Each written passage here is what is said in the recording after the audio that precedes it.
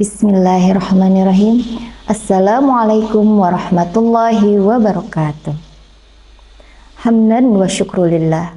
Wassalatu wassalamu ala rasulillahi ajma'in, amma ba'du.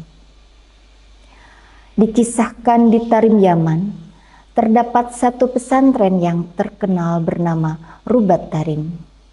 Pesantren ini telah melahirkan puluhan ribu ulama yang tersebar di dunia.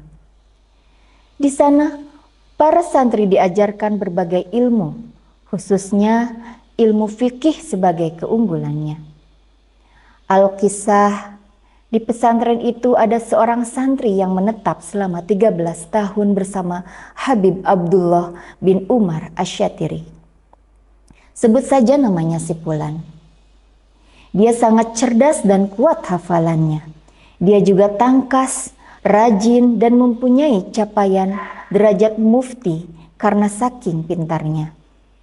Ia juga hafal semua kitab fikih yang terdapat dalam kitab Tuhfatul Muhtaj, yang kesehariannya ia selalu disenangi oleh teman-temannya dan selalu menjadi tempat untuk bertanya berbagai bidang ilmu yang tidak teman-temannya pahami.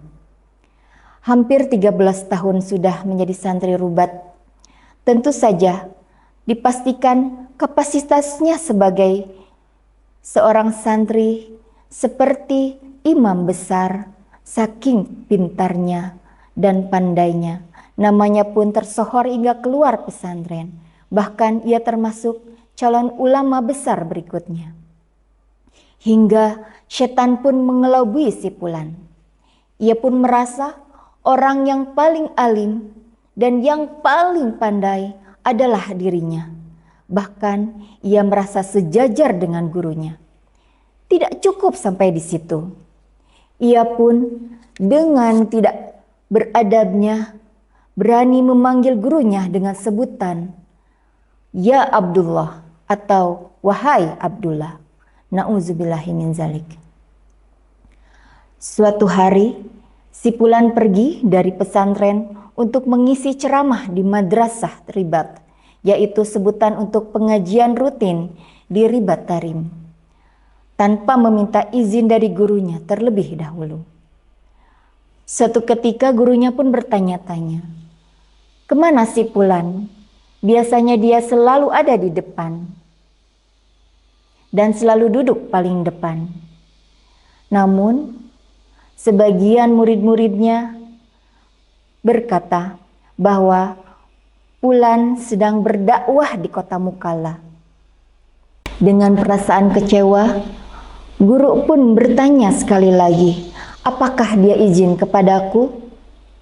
Sontak murid yang lain hanya terdiam, dan sang guru kemudian berkata, baiklah kalau begitu, biarkan si Fulan pergi. Akan tetapi ilmunya tetap di sini. Di sisi lain di kota Mukalla, Yaman, para ahli ilmu dan para pencari ilmu berbondong-bondong menghadiri pengajian rutin itu.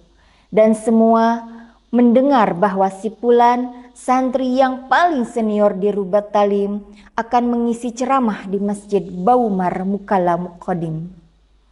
Mulailah si Fulan membacakan sebuah ayat. Namun, ketika akan menjelaskan ayat tersebut, tiba-tiba si Fulan terdiam mematung dan terlihat kebingungan. Semua orang memandang si Fulan hingga akhirnya si Fulan pun merasa bersedih, menangis karena semua ilmu yang dia hafalkan tidak ada di dalam kepalanya. Bahkan kitab kecil Safinah yang pernah dia pelajari pun tidak satu pun yang dia ingat. Salah satu ahli ilmu di kota Mukalla, yaitu Habib Abdullah Shadiq Al-Habsyi, mengerti bahwa ada sesuatu yang tidak beres ada padanya. Kemudian beliau pun mendengar kabar bahwa si Fulan telah berbuat tidak baik terhadap gurunya. Habib Abdullah Shadiq pun menasihatinya untuk segera meminta maaf pada guru yang telah memberinya ilmu.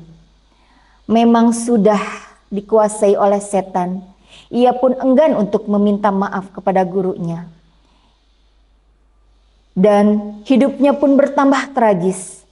Ilmunya sudah hilang dan tidak ada satupun yang mau menerimanya, bahkan keluarganya pun. Hingga akhir hayatnya ia hidup dalam keadaan fakir. Dari kisah ini, mari kita perbaiki adab kita terhadap guru kita dan kepada siapapun agar tidak menjadi su'ul adab.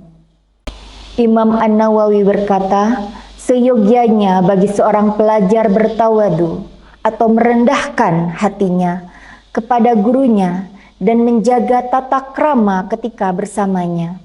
Meskipun gurunya itu lebih muda, tidak begitu terkenal, nasabnya lebih rendah, dan mungkin kesolehannya lebih rendah dari muridnya. Namun dengan tawadu niscaya ilmu akan ia dapatkan. Wallahul muwaffiq ila aqwamit thoriq. Wassalamualaikum warahmatullahi wabarakatuh.